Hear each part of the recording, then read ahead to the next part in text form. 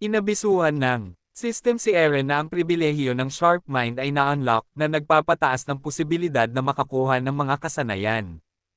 Tahimik na natuwa si Eren, sa wakas, naabot na niya ang System Channel 1, ito ay isang lugar kung saan kahit ang mga gumagala na bata at staff ng restaurant ay mga eksperto sa martial arts.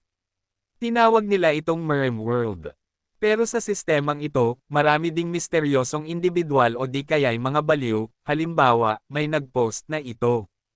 Mayroon akong komprehensibong pag-unawa sa aking buong mundo, ngunit kulang ako ng anumang masining na kasangkapan upang ipahayag ito, kung sino man ang makakatulong sa akin, please name your price. Nagulat si Eren sa post niya, what kind of creepy talk was this? At ang iba sa System Channel ay pare-parehong walang alam, nagrereklamo ng mariin, ano ang pinag-uusapan ng lalaking ito, pipi ba siya? Ang ibig sabihin ng artistic tools, ay gusto niyang bumili ng mga painting at drawing pen, tama, oh my, this guy must think he's so cool talking like that, hindi gumagawa ng anumang kahulugan, wala bang alam ang taong ito tungkol sa espasyo sa pangangalakal, sa wakas, ang taong nag-post ay kailangang magpaliwanag, ang mga idiot na ito, hindi ba sila marunong magdedos, bibili ako ng espada para sa pagsasanay sa martial arts. Humalaklak si Eren, ito talaga ang uri ng reaksyon na inaasahan niya.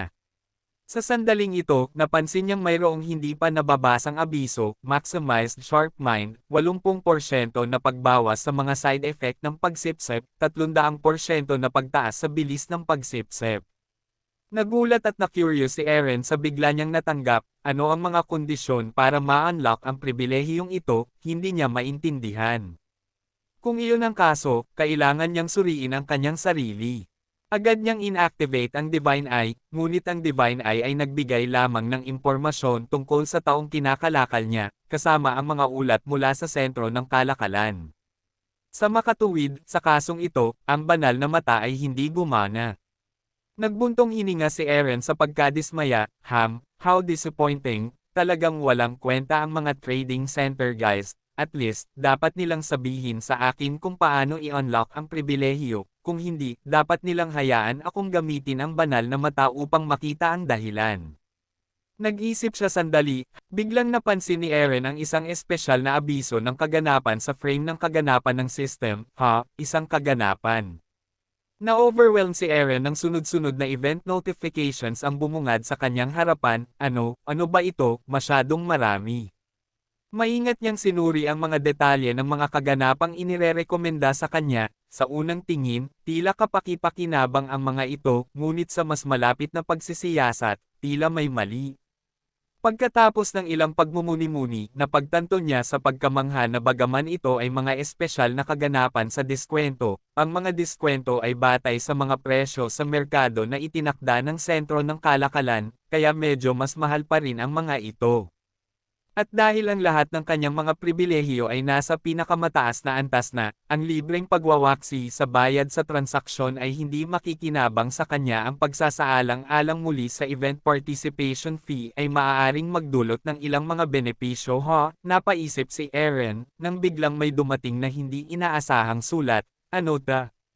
Maingat na binasa ni Eren ang nilalaman ng liham, kumusta, mga ngalakal Eren, nais naming batiin ka sa iyong pag-upgrade sa antas ng isa sa aming system, at ang trading center ay gustong mag-alok sa iyo ng maliit na reward, mayroon kang 3 shopping voucher, at malaya kang gamitin ang mga ito sa trading center, mangyaring tandaan ang mga sumusunod na code, at umaasa kaming masisiyahan. Sa maraming benepisyo, salamat. Medyo nagulat si Eren. Hindi naman siguro sila mamimigay ng murang trinkets or something similar, Matapos ipasok ang gift code ng system, natanggap ni Eren ang mga item, Dandin Elixir, 3 taon ng panloob na enerhiya, isang panimulang aklat sa advanced martial arts techniques para sa katawan at espada, at 500 reserbang puntos. Nagulat si Eren sa kakaibang martial arts primer, what on earth is this? Sa sandaling binuksan ito ni Eren, automatikong na-activate ng system ang kanyang matalas na isip, ang side effect ng pagsipsip ay nabawasan ng 80%, at ang bilis ng pagsipsip ay tumaas ng 300%.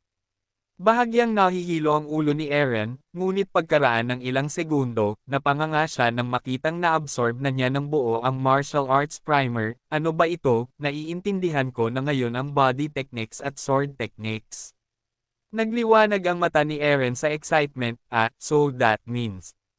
Pinag-isipan niya, sa mundong ito, ang martial arts ay ginaganap gamit ang mana, ngunit ang martial arts sa System 1 ay isinasagawa gamit ang panloob na enerhiya.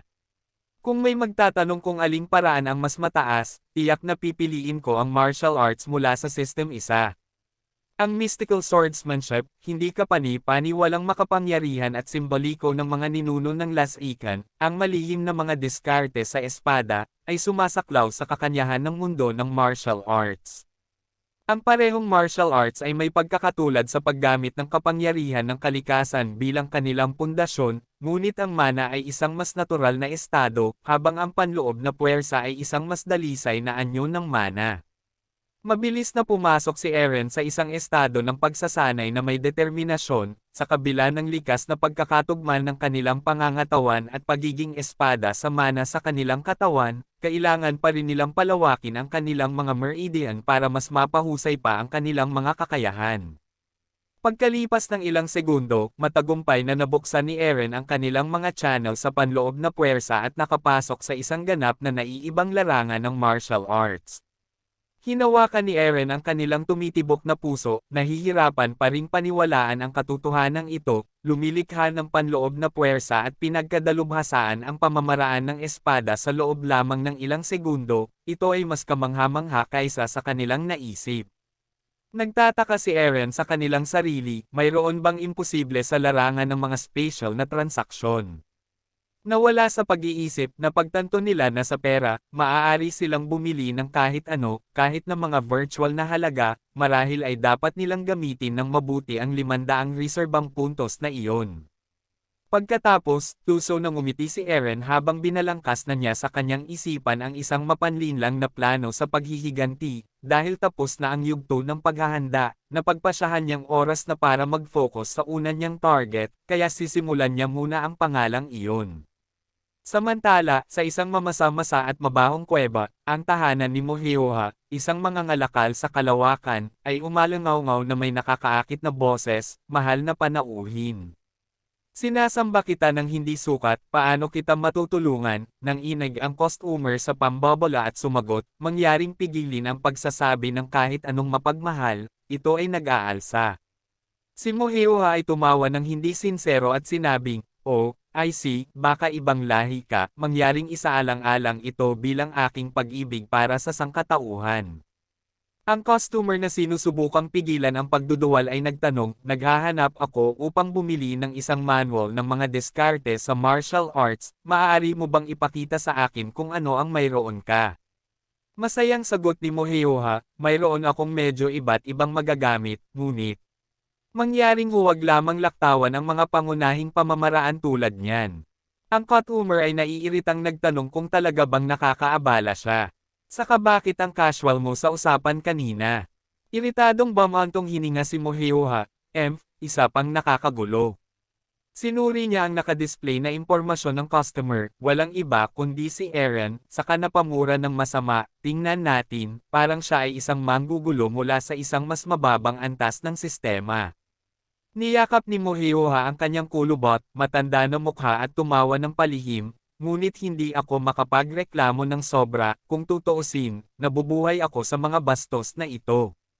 Nagpatuloy siya ng peking ngiti, kausap si Eren, "So, anong klaseng martial arts technique ang hanap mo?" "Swordsmanship, kumbaga. Mayroon akong iba't ibang uri ng mga diskarte sa espada, kabilang ang triple daw sword technique, ascending sword, at tiger dodging sword technique." Sa kabilang banda, napangisi si Eren, heto na naman, kahit ilang beses kung marinig. Hindi ako masanay sa ganoong paraan ng pagsasalita, gayunpaman, mas anay na siya sa mga taktika ng scamang ni Mohihoha. Dalubhasa si Mohihoha sa pagbebenta ng murang mga manual ng martial arts sa napakataas na presyo. Ipapakilala niya, ang triple daw sword technique ay isang napakalalim na sword technique na sumasaklaw sa lahat ng iba pang sword technique sa mundo. Siyempre, ang paunang pag-unlad nito ay maaaring mabagal, ngunit ito ay may hindi maisip na potensyal, kung maaari mong makabisado ito, maaari kang maging pinakamalakas na martial artist sa mundo. Mapait na naalala ni Eren ang kanyang walang muwang at hanggal sa kanyang nakaraang buhay. Tinarget ni Moheoha ang mga mula sa Level 0 system na may mga delusyon tungkol sa martial arts mula sa Level 1 system, tulad ng kanyang sarili. Nabiktima niya ang mga individual tulad ni Eren, na sa kanyang nakaraang buhay ay ang pinakamadaling manipulahin. Sa kanyang nakaraang buhay, nahulog si Eren sa isang trahedya nang bumili siya ng manual mula kay Moheoha, muli, siya ay nalinlang. Ang Triple Dao Sword Technique ay isa lamang regular na sword technique na binubuo ng tatlong galaw, slash, chop, at block, essentially.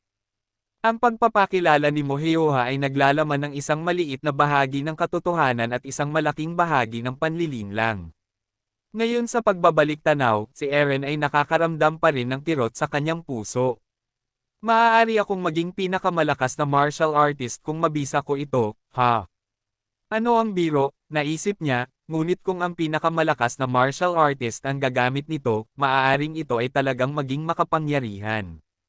Ngayon, naisip ni Moheoha na nakahanap na siya ng magandang huli at patuloy na tinutokso si Eren, ngunit paano magiging sapat ang isang martial art technique lang, tama, marami pa tayong ibang secret martial arts techniques gaya ng light body technique, internal energy technique, fist technique, kick technique, at iba't ibang techniques. Oh, bakit wala kang sinasabi, hindi ka pa ba nakakapagdesisyon kung aling martial art ang pagtutuunan ng pansin? Maaari akong mag-alok sa iyo ng ilang mga lihim at payo para sa 20 dong lamang. Tuso ang ngiti ni Eren bilang tugon, sige, fine, pero sa kaibuturan, tahimik siyang nagmumura sa bawat salita, Moheoha, hindi, actually, malapit ka nang makatanggap ng tip mula sa akin.